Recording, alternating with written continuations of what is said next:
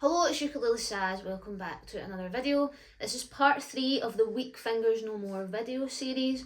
Don't forget to check out part 1 and part 2 where we explore finger a fret, close fret exercises, wide fret exercises and your positioning on how to really lay the skills and foundations of being able to build strength and dexterity in your fingers so that you feel confident in being able to play the riffs and melodies that you love. If you like this video, don't forget to give it a like, subscribe to my channel so you'll be updated each week whenever I record a new video. And if you really like my stuff, check out my website, ukulelesaz.com, check me out on social media, Facebook and Instagram.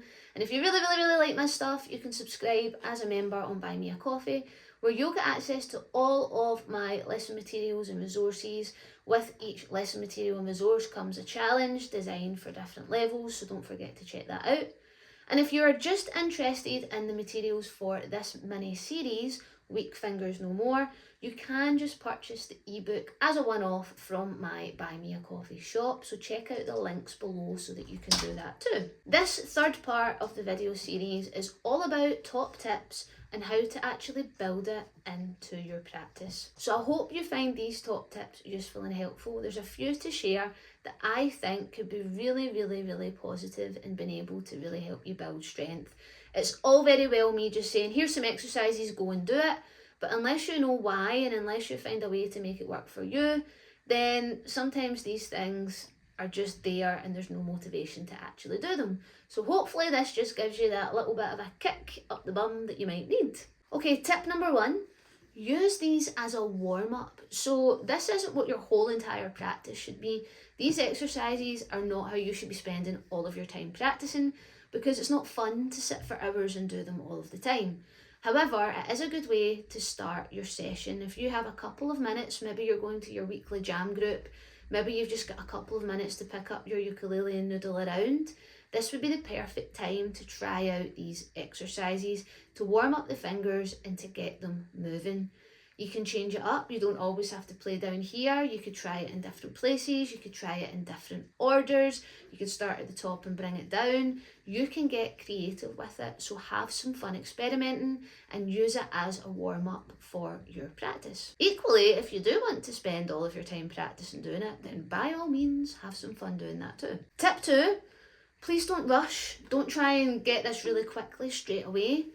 When you slow down, slower than what feels right, you're actually giving your brain that little bit more time to process what it's doing so that it has more time to really build muscle memory and connect to the movement so that you can play it a little bit better.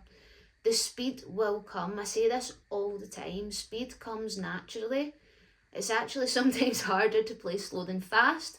But when you play too fast, you're skipping the details, so please go slow. Step 3, muscle memory. You build muscle memory by doing something over and over and over again. When you tie that in with playing slowly and you do it over and over and over, before you know it, the muscle memory has built and you don't really need to think about it so much anymore. The muscle memory is already there. And it's a really nice feeling when you're finally able to do something without thinking. And you're like, oh, I never used to be able to do that. I used to have to really think about that. That leads me on to the next point. Point 4, get it right 5 times in a row. If you can do it the same way every single time, so with consistency, I've spoke about consistency, and do it the same way 5 times in a row, the muscle memory has been built for itself. I personally am somebody that thrives on a little challenge with a little goal. This is like a little mini goal that you could work on. That's, oh, by the end of the week, I want to be able to play it 5 times in a row without making a mistake. That could be something that you work on.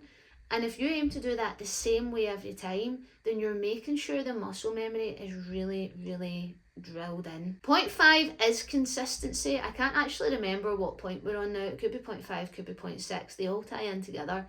Consistency is a word I like to use because if you don't do it the same way every time, if you're playing it a different way each time, then you're not building muscle memory because your fingers are having to think differently every single time that you do it.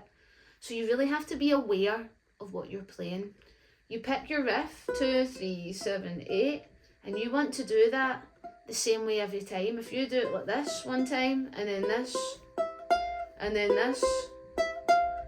You've done it a different way each time, so you haven't actually built any muscle memory because there's been nothing that's the same to build repetitions with. You have to do it the same way every single time.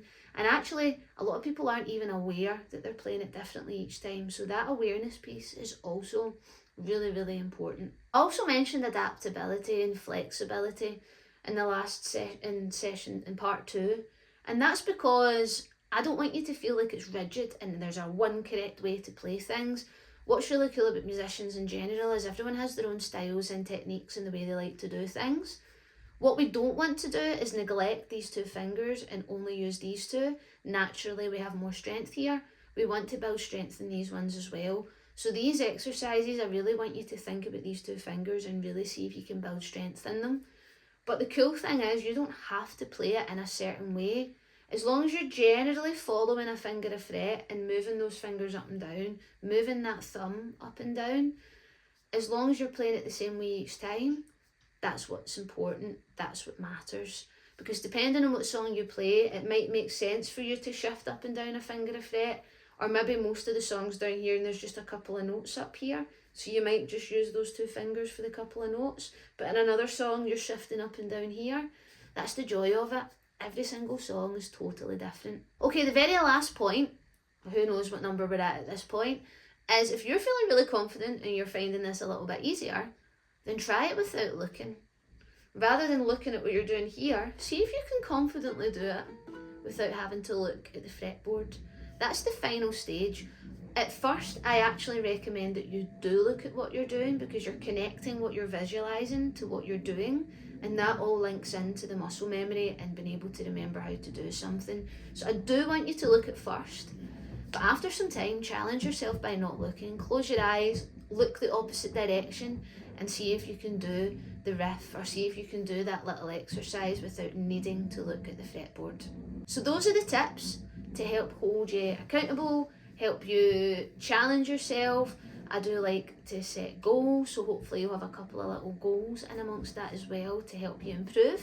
The last couple of things I want to talk about are how to implement this into songs. Now, you can start straight away. Some riffs are harder than others, but you can check out my ebook, which has actually got a whole list of songs, and a lot of them are tutorials that I've done where I have highlighted which ones have riffs, specifically which ones use more wide fret riffs, which ones use more close fret riffs. So there's maybe some riffs where everything's all within 4 frets, and then there's some riffs where you're having to move up and down the fretboard a little more. You can decide which ones you'd like to play. You can decide how difficult they are. If they're maybe a little bit difficult, try another one. Maybe set that for a later time when you feel a little bit more confident. But check out the ebook. The ebook is there to guide you through everything in this video series. It's got all of the exercises in it. It's got lots of tips along the way. There's a whole section on the position and pictures to help you see how you should have your hand position when you're playing. And it's also got ways to implement this into your practice as well. There is going to be a follow-up on the next part of laying the foundations, which is all about practical picking techniques, including hammer-ons, pull-offs, slides and bends. So stay tuned for that in a few weeks' time, because that is coming your way very, very soon as well. You can buy the ebook as a one-off on my BuyMeCoffee shop, or you can check out my membership where you'll get access to all of my lesson materials and resources that go with each weekly video. I hope you've enjoyed this. Let me know what you like about it. Let me know what your top tips are. Let me know what tip has worked for you the most. And I will look forward to hearing what you've got to say, and I will see you for the next video.